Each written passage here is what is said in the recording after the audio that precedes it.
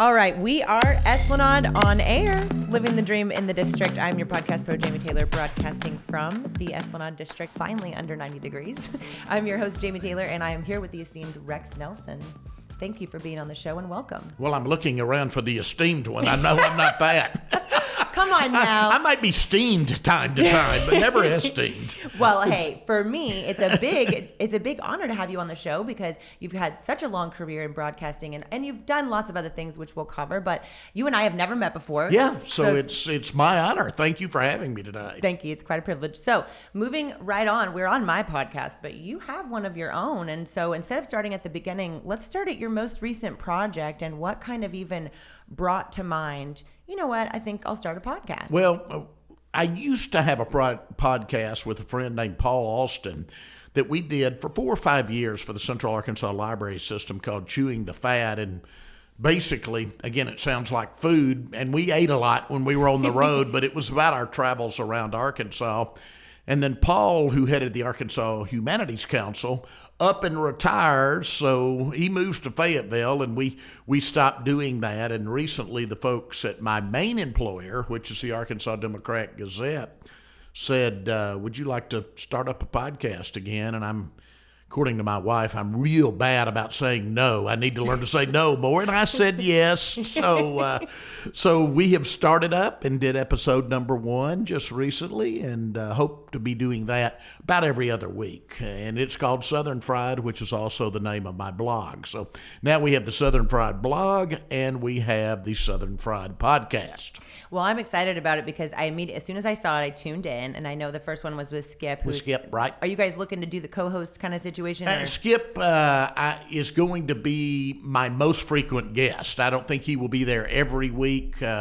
He is trying to retire, of course, and here I am pushing him into a new project, but he'll be almost like a co-host. He'll be with me on a very regular basis, and hopefully we'll start traveling the state together soon, kind of like Paul and I were doing. That sounds really fun. Yeah. That sounds really fun. And it's interesting because your history has been littered with changes as far as mediums and technology, right? Mm-hmm. I mean, when you first started out, there was a different set of technological tools to deliver a message than there is now. And so podcasting actually is relatively new these past several years, and you're kind of already familiar with it. That makes it easy. But when you talk about traveling around the state, I mean, what haven't you seen? So is it just kind of checking out all the new things as they develop, checking on different areas that you have experience with over time that you guys will cover? Well, there are still rural roads in Arkansas that I haven't been down. Oh, come on. Get down those roads. So I'm experiencing new places all the time. But, this state is just endlessly fascinating. So people always say, well, you do 3 columns a week. Do you ever run out of ideas? And the answer is no. I mean, I've got a list on my desk right now that basically would get me easily to the end of the year, even doing 3 a week without any other research or travel. Of course, there'll be new things that'll push some of the others back, but so many topics. And the great thing about the Democrat Gazette is that they let me write about anything I want. The one common denominator is it's Arkansas. I don't do national politics. I don't do some of the things that some of the other columnists on the op-ed page do.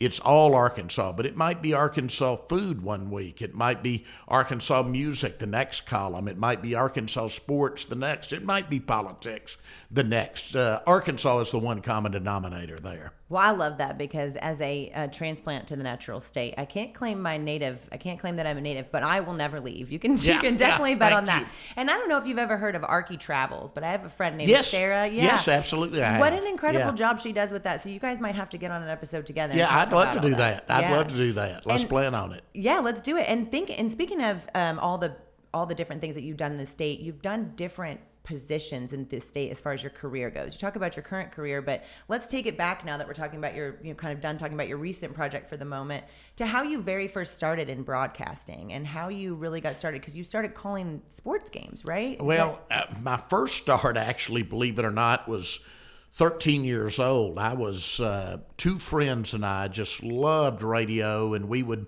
record on an old reel-to-reel tape recorder like we were doing radio shows. So one of my friend's mother went to the head of the student station, KSWH-FM, at Henderson State University in Arkadelphia. That's my hometown. And he said, okay, I'll give these three guys a show. So brothers Mike Bailey and Richard Bailey and I started a show when I was 13 years old, a 2-hour show once a week. The Associated Press did a story on it.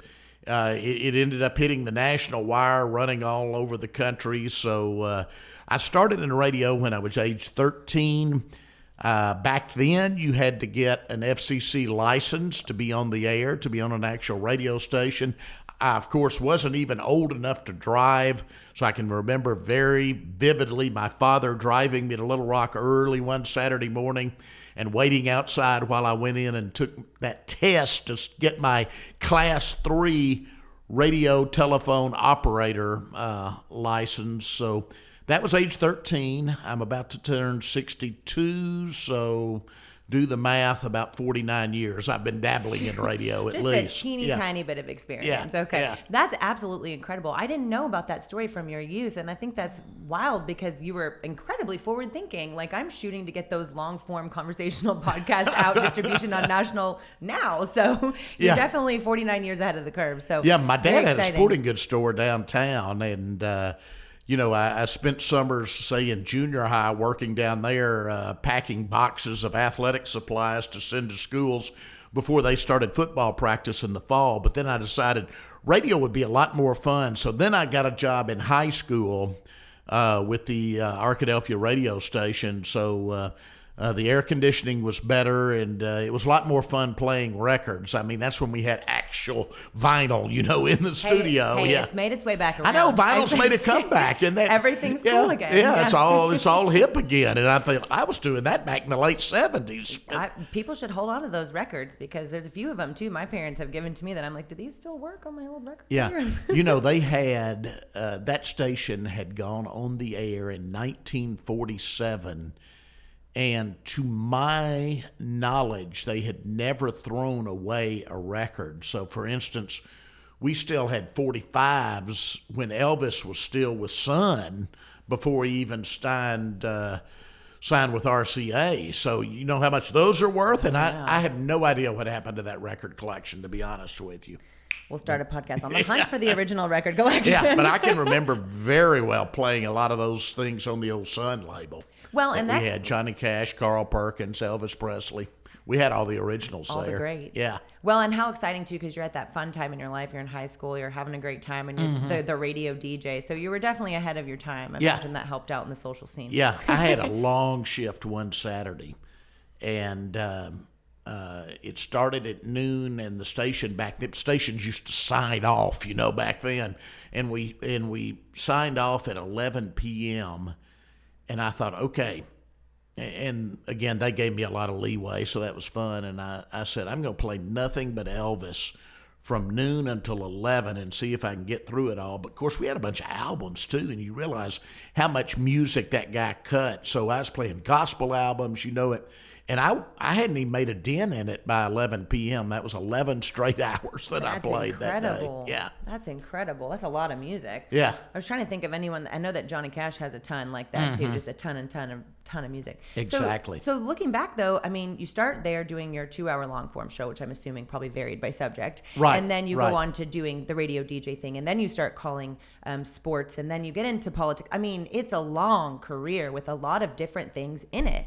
How do you just do whatever you feel like doing that day? I mean, I guess my question is, like, a lot of people go into a niche. They find the thing that they really like, and broadcasting appears to be your general niche, but there didn't seem to be a concentration, like as if every opportunity that came was one you were open to. Yeah, 4 years ago, I had, I called it my midlife crisis, and then my wife reminded me I was well past midlife, so I guess it was an old life crisis. With your energy, you definitely lived to 120. Yeah, I'm sure. I left my job at Simmons Bank, where I was director of corporate communications, a very, very well compensated job, great people, left on the best of terms. I was freelancing one column a week at the time for the Arkansas Democrat Gazette, and I had just gotten to the point in life I was thinking about, well, if I ever retired, what would I like to do?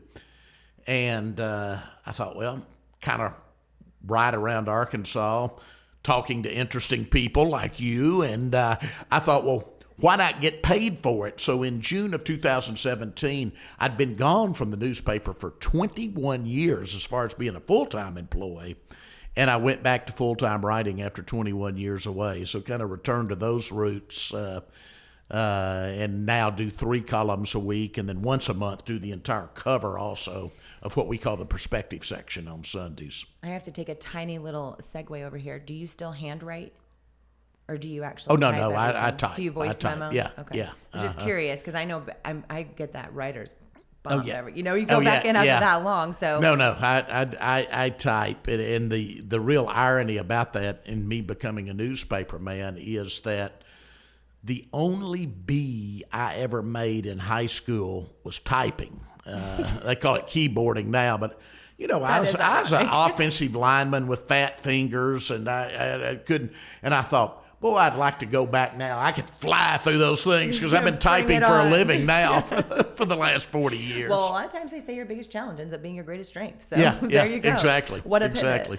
So again, it kind of, with the opportunity to just take on whatever comes your way, have you found specific things to be more enjoyable for you than others? When you're going back to work, you decide, okay, now it's gonna be my full-time career. You can focus on anything you want. You have a lot of leeway. Oh yeah. What's the joy in what's the number one thing if you could write about one thing, or do you just not have that? Well, again, I find Arkansas endlessly fascinating.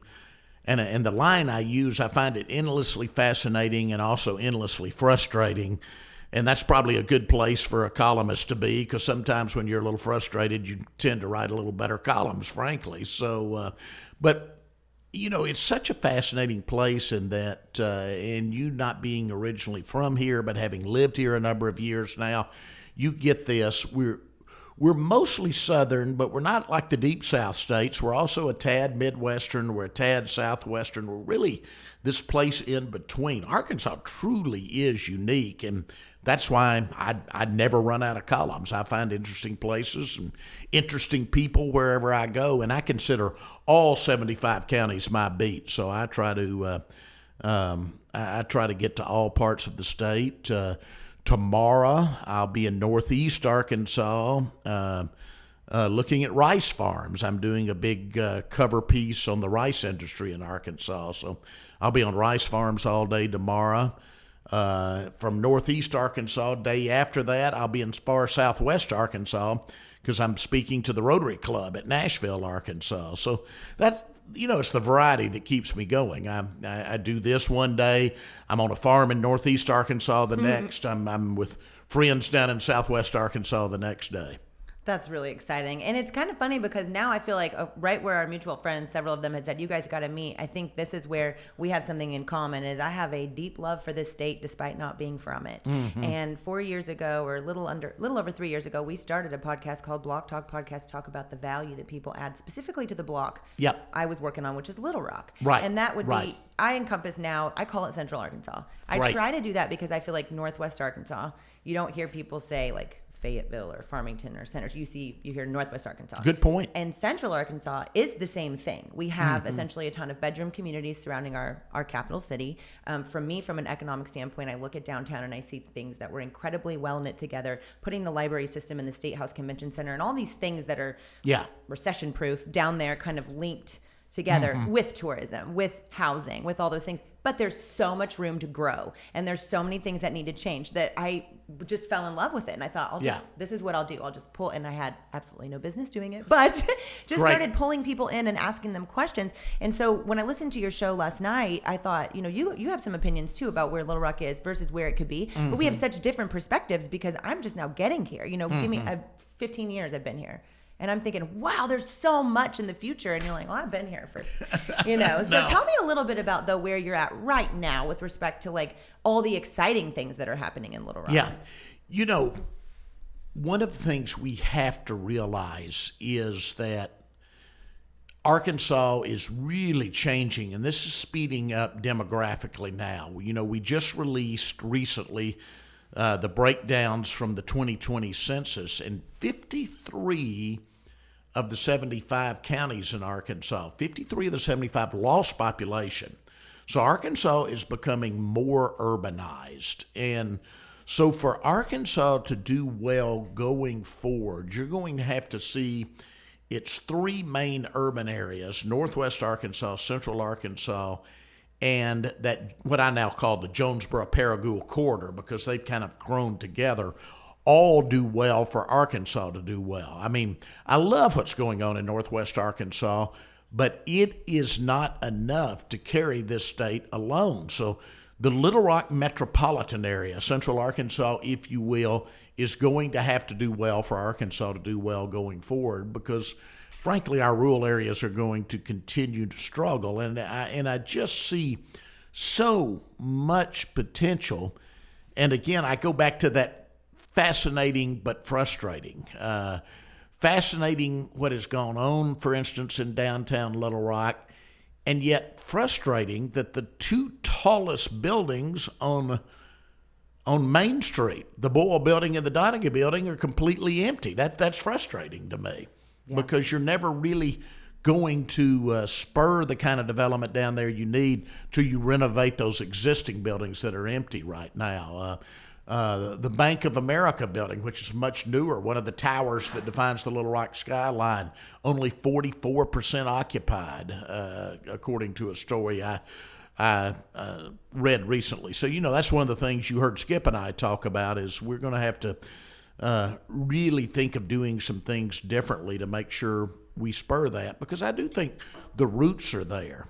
You look what we have with the river trail, you look like what we have with the bridges. I mean, most metro areas in America would kill for that.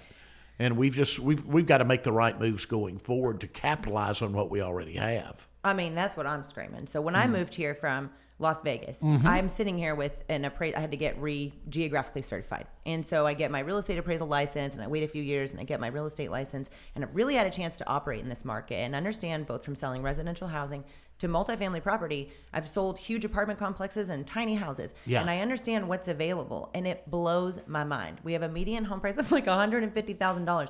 Our highs aren't high, our lows aren't low.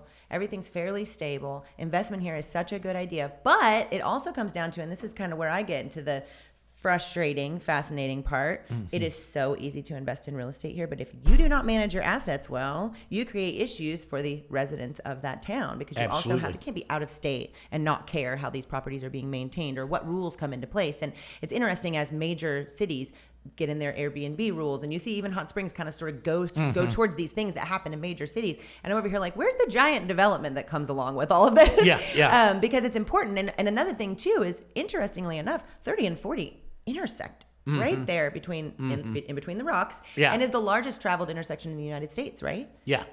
We've got 30 and 40 intersecting here. We've now, with 430, 630, 440, we've got really good connections. That's from a ground transportation standpoint. Air transportation, Little Rock Airport is a very good airport. I'll give hats off to our Municipal Airport Commission. They've done a good job for a market this size. So we've got that sitting right there near that intersection of those two interstates. We've got the Arkansas River, the McClellan-Kerr Arkansas River navigation system that is completely navigable. So you've got water transportation there.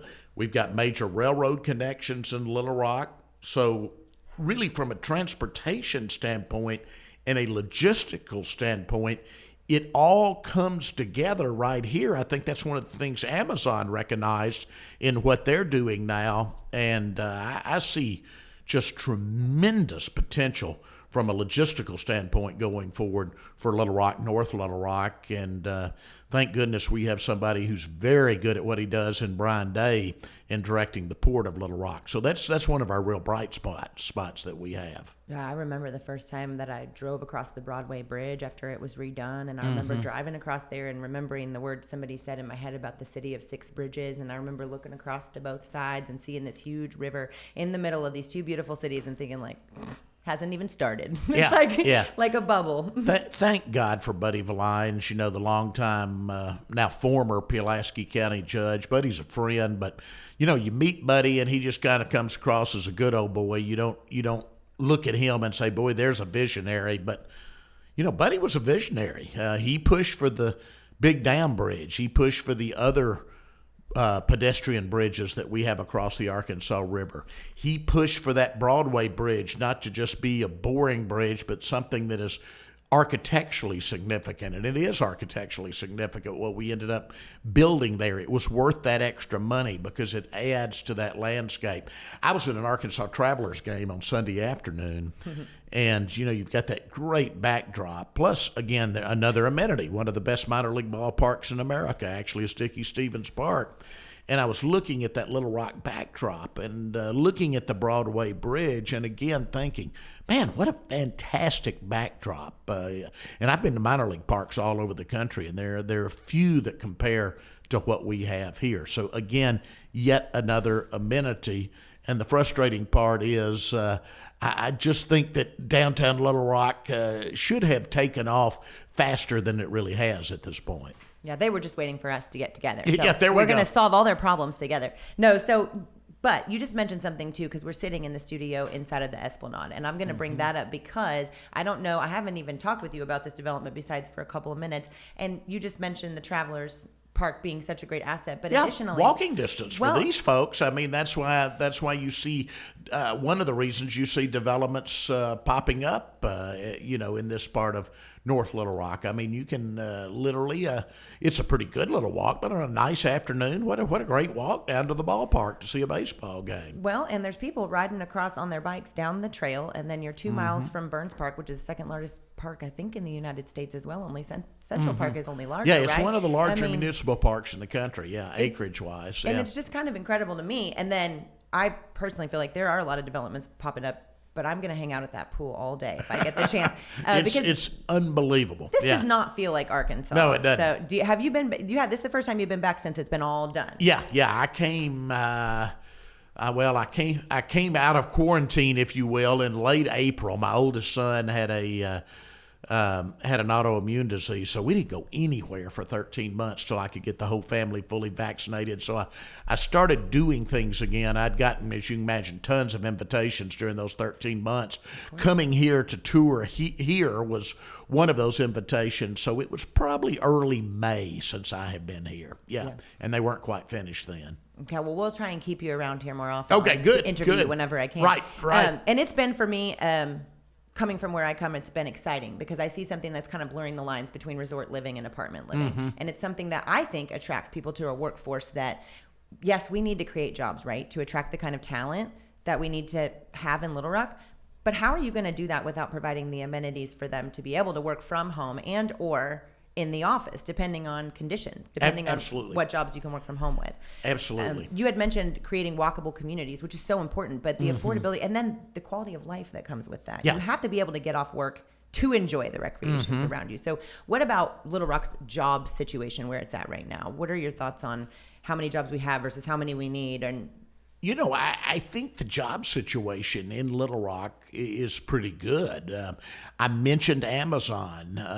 They're building a massive facility at the Port of Little Rock, just across the river, just behind the truck stops at the Galloway exit, building another massive facility. People can easily see the facility that they turned the old jacuzzi plant in Southwest Little Rock. Between those three facilities, that's about 2,000 jobs. And I did some research on this, and best I can determine, that's the biggest by one entity hiring spree in Central Arkansas since, believe it or not, the Little Rock Air Force Base came here in the 1950s. My goodness. I can't find another, one entity saying we're hiring 2,000 people right now. Now, here's the key, though, for Little Rock and North Little Rock. How do you get those people who work here to actually live here rather than driving in from Benton or Bryan or Cabot or Conway? And nothing against Benton or Bryan or Cabot or Conway.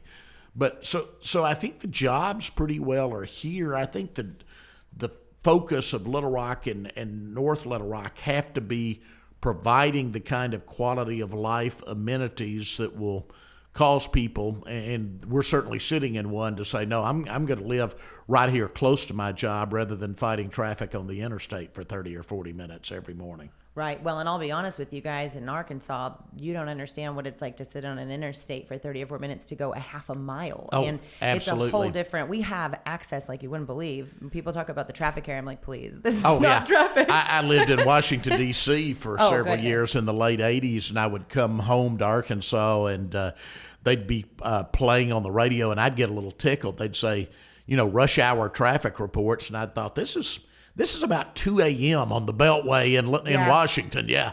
I've experienced that. I think we should start something called Traffic Jam Talent, where you take all of your time that you're stuck in traffic and either learn a language or a new skill, and then you can report on it. Yeah, That's a lot of time you spend in the car. There you go. But talking about jobs, there's also a lot of companies in town that have waiting lists. You look at places like Skippy Peanut Butter, and you look at places like that have, they created something that make people come here. And then you have other companies who struggle to retain talent. You have companies who are just now starting out and are running into places like the Venture Center and the Tech Park to find resources to build them. And so talk to me a little bit about the small business landscape and what that means for people that are trying to start a business here. Well, for decades, Arkansas and other southern states, what we considered economic development was really industrial development. If you look at towns all over this state, as people left Arkansas because of the mechanization of agriculture, and I'll point out at this point, most Arkansans don't even realize this, but from 1940 to 1960, Arkansas lost a higher percentage of its population than any other state. From 1940 to we once had 7 seats in the U.S. House of Representatives. We went down to 4. We lost so much population, and we're still at 4. Now, we have been gaining population ever since the 1960 census, and what we started to do is try to attract, the manufacturer that'll bring 100, 200, 300, 400 jobs to town.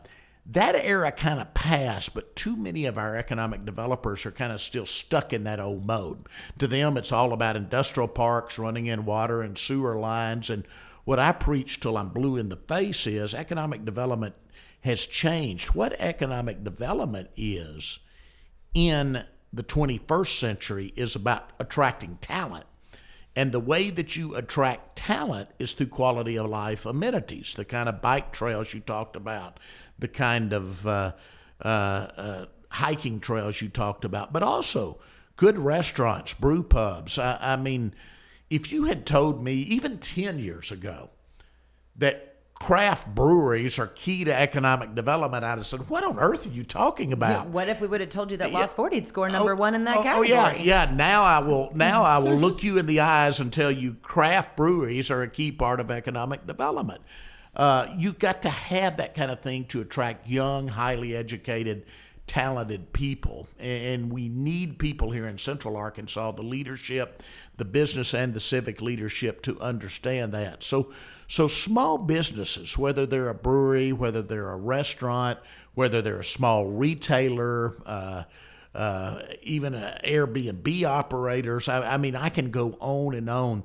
They are actually essential to building that fabric that is going to attract talented young people to Central Arkansas. And with all due respect, because I got to eat, and I eat in chain restaurants from time to time, but you're not going to attract somebody anymore just because you've got a Red Lobster or a Cracker Barrel. Everybody's got that. It's going to be the things that really set you apart and make you unique that is going to attract talented people, not only attract them, but get them to stay and eventually raise their families in the place. Yeah, it's incredible because as you're talking, it's like I'm playing back in my head. I have such a different perspective on it because of just our differences in time and me being here later. When I first started a networking group, 3 or 4 years ago, we were trying to build each other's businesses in the city. And we would go meet at like Muggs Argento, which is now Muggs in the Heights, and Muggs Argento, which got a speakeasy in Benton, which, kind of started with him. Right.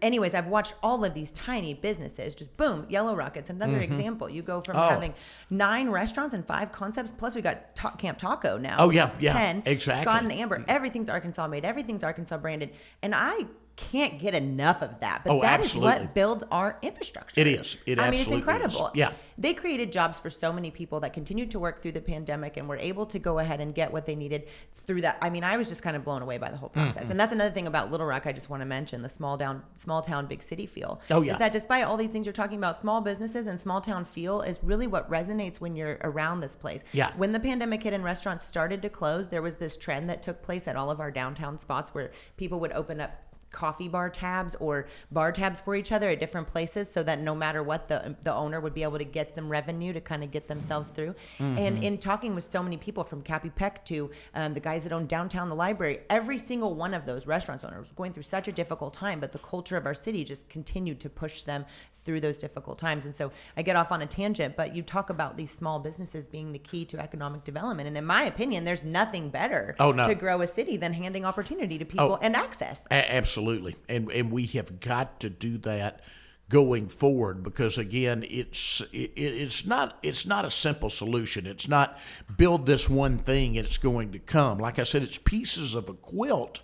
And those small businesses, all those people you mentioned, are pieces of that quilt that will help Little Rock do well going forward.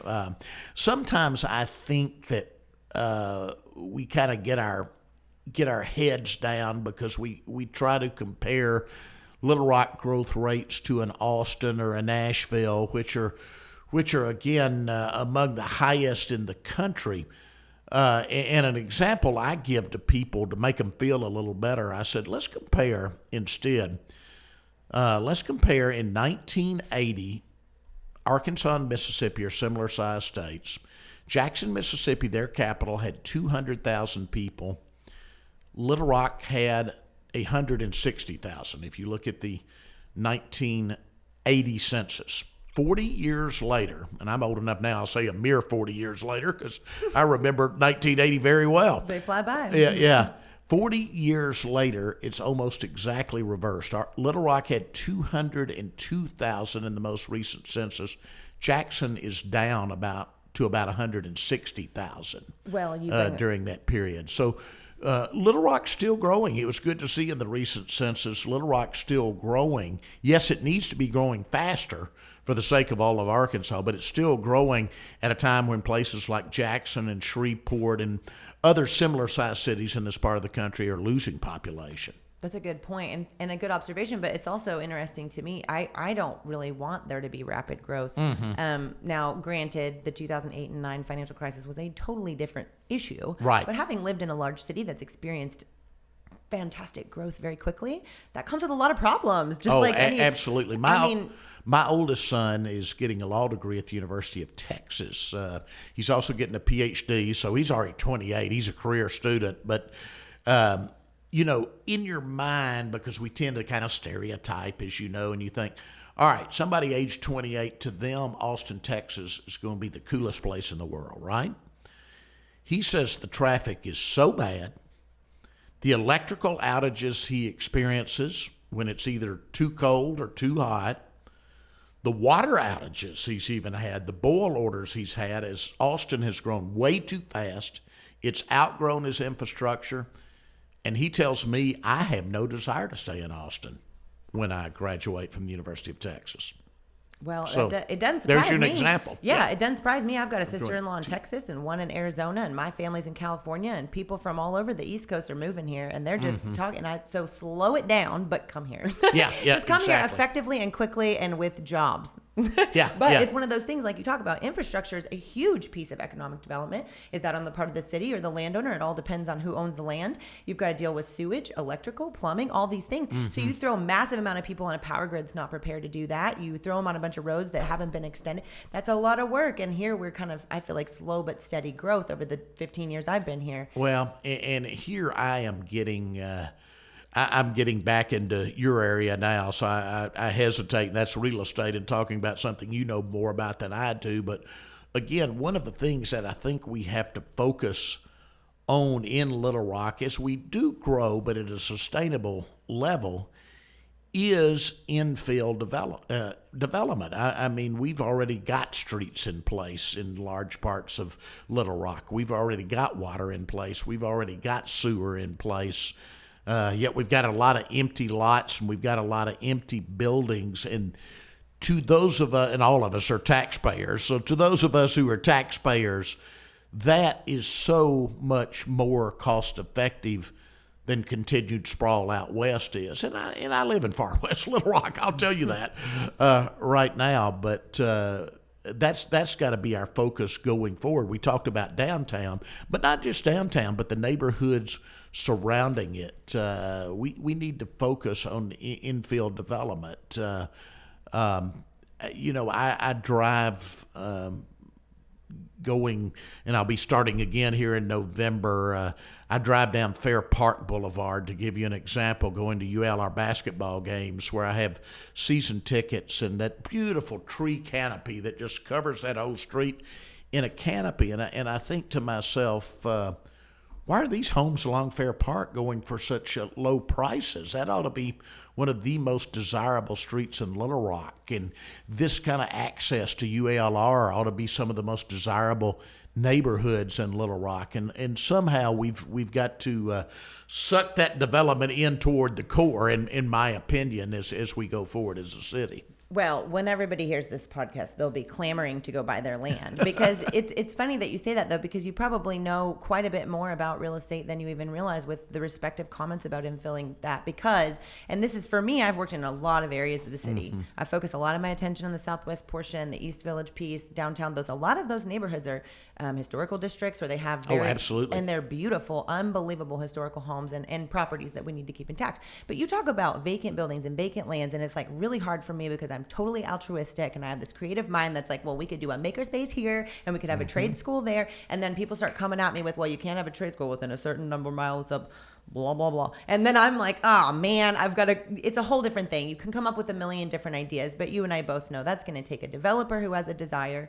It's going to take a team who wants to execute on an idea. And at the end of the day, in my opinion, to move this city forward, you have to remember that creativity cannot be manufactured. Mm-hmm. And the people that you're after are creative people. You're after people who are coming here and starting businesses, or they're creating ideas, developing ideas that develop people. Because at the end of the day, that is what it's about, right? Mm-hmm. So economic development to me might end in real estate, but it starts in understanding how to attract the right people. Absolutely. Absolutely. And we come back to all of that, and we just we have to put that recipe together and make it work. But again, I'm a glass half full guy when it comes to Central Arkansas. I think there's a very bright future here, frankly, for Arkansas as a whole. Our rural areas are losing population, but that's true all over the country if you look at this recent census. So we're not alone in that. But if you look at what I think people are going to be looking for post-pandemic, which are lots of outdoor recreational opportunities. Outdoor recreation is really exploding again. The pandemic has helped spur that. We've got that in spades. I mean, we've got Tom and Stuart Walton making this the top mountain biking state in the country, and they're going to achieve that. They have the money to do it, trust me. And so cycling opportunities, hiking opportunities. We've always known about the hunting and fishing in Arkansas, but we've also got canoeing, kayaking, the nation's first national river. We've got hang gliding in Arkansas. We've got rock climbing in Arkansas. I can go on and on. So we've got that going for us. We've got the aforementioned lower cost of living. We've got the aforementioned lack of traffic in Arkansas. And so if we can do a good job of getting broadband in all the places we need to get broadband in Arkansas, I think there's a lot of potential here, because I think we potentially can offer a lot of people on both the East Coast and the West Coast and some of those urban centers in the middle of America that they're ready to get out of what they're looking for right here. Mm-hmm. And the other part of that is, on top of it, people always underestimate Arkansas when it comes to medical and financial technology. Oh, we're absolutely. Way up here. Little Rock is one of the financial technology centers. It was kind of the home of financial technology if you go back to Systematics and all they did. And now, we see what the Venture Center, which is one of my favorite organizations in the state, is doing now to drive that forward, and tremendous potential, tremendous job potential for Little Rock and Central Arkansas in that area. Plus, we have become a regional banking center. We're not Charlotte yet, but you look at what Bank OZK and Simmons have done, and they are both about $25 billion banking corporations now and growing. And I don't think people properly realize what they're doing. So we see Simmons that bought the Axiom building down in the River Market. It's already full almost. I understand they may be looking for additional space in West Little Rock, the incredible new headquarters for Bank OZK. If George Gleason has his way, they'll continue to grow, and that eventually is going to be a whole corporate campus, multiple buildings, like something you'd see in the Silicon Valley. Yeah. So tremendous, and they kind of play off each other well, because one, Simmons is downtown, the other's out west, and so you've got anchors on both ends in the financial services industry. Well, and a big shout out to Wayne Miller and his team over at the Venture Center, because Absolutely. they've been on the show a couple of times before, and we just admire all the things that they've done for the state and for downtown. But then coming back to small businesses being next to big businesses like that, Giovanni Leyva just expanded his coffee express shop down out there next to and that's where I live, which is wonderful. lucky So you. I've already been there. Yeah, so you get to have, and that's the thing for me, the beauty of looking at Banky's OZK and seeing this huge out-of-state investment in the natural state, smart, forward-thinking, huge company, and then right next door to Giovanni, who literally was the first international student to graduate from Pulaski Technical College, came here, learned English, built his business, built everything from just a small attempt. And it just shows me that Arkansas has access points people don't understand. There is an opportunity to build small business and large, and it just comes together so knit well. Well, as I leave my neighborhood, I can see both the Bank OZK headquarters and Pinnacle Mountain. Well, Rex, if you ever go to sell your house, I can help you with that. No, we built on that lot, which is on a high hill out at the ranch. We built on that lot, and I told my wife, build exactly what you want, because I'm never moving again. So that's good. It's going to be my home, I hope, for now on. But that kind of brings together exactly what I'm talking about. If you can combine that kind of high-tech job of the future with the natural attributes, we can. And when I look at Pinnacle Mountain coming down that hill, and then look at OZK headquarters coming down, it kind of encapsulates what I'm trying to say right here. Yeah. Well, and I know I can't have you forever, but I have to ask you about one more thing, because you mentioned War Memorial in your podcast, which is another thing that I feel like ties some things together. My experience with War Memorial is pretty so limited, so give me a break. But what I do know is we talk about small businesses growing, and I look at Jonathan Wardlaw and his partner and that group at the Little Rock Rangers. And I started playing soccer with them years ago, and they're just dudes kicking a ball. Oh, yeah. And then they decided they were going to start a team. And then they grew in numbers, and where they used to try to get 500 people to a game, there's 3,300 to a game. Oh, yeah. And continue to grow. Right. And so what are your thoughts about that? Because in my opinion, you look at other cities that have MLS teams, they have big stadiums, and we have a stadium, but we don't really use it a whole lot. And I don't know, I don't know the research, all of it. I don't know the history of War Memorial. What I do know is my experience there so far. And I'm just curious as to why there's not a million more soccer games. But again, I'm sure it's a growing culture. What has been your experience with the stadium? Of course, War Memorial's time.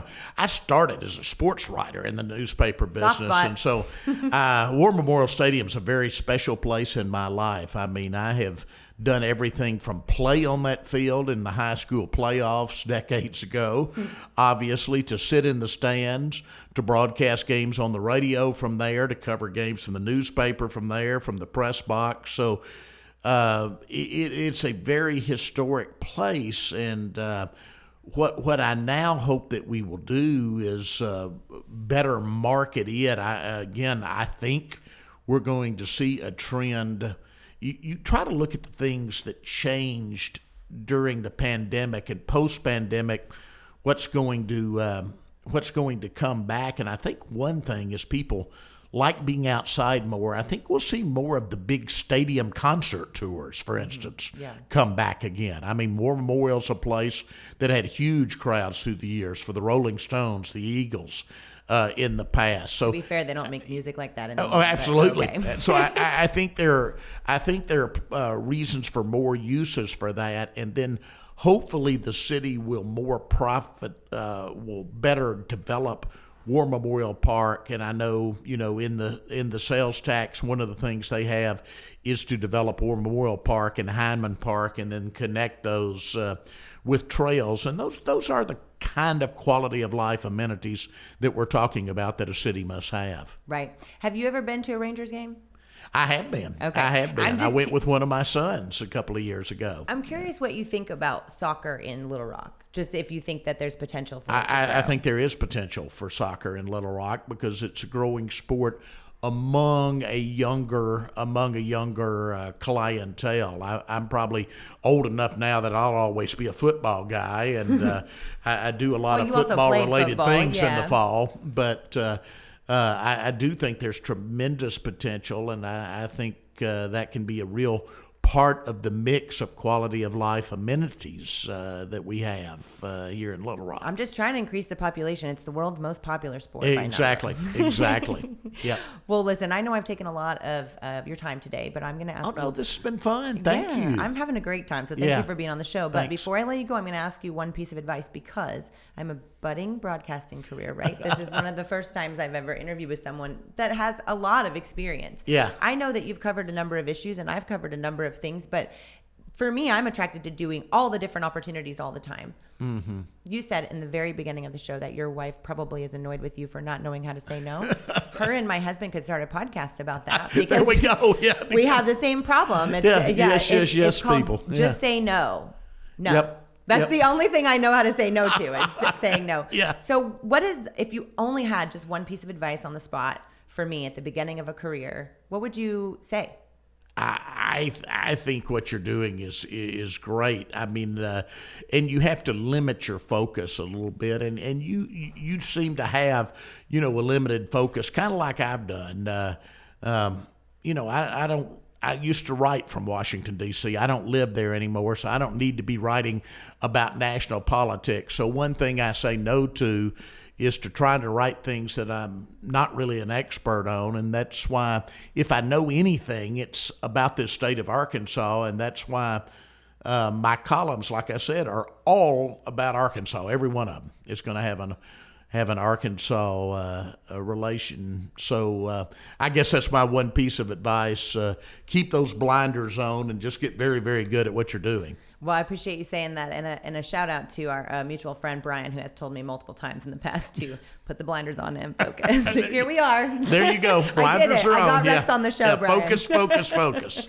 All right. Well, I think that's about it for us today, but I look forward to continuing our conversations, hopefully on future episodes, or maybe I'll come on your show. Thanks so much. I'd love to have you on sometimes. I'd love to be on. Right. So you guys know how it goes, listeners. You don't have to go home, but you can't stay here. Little Rock, we're out.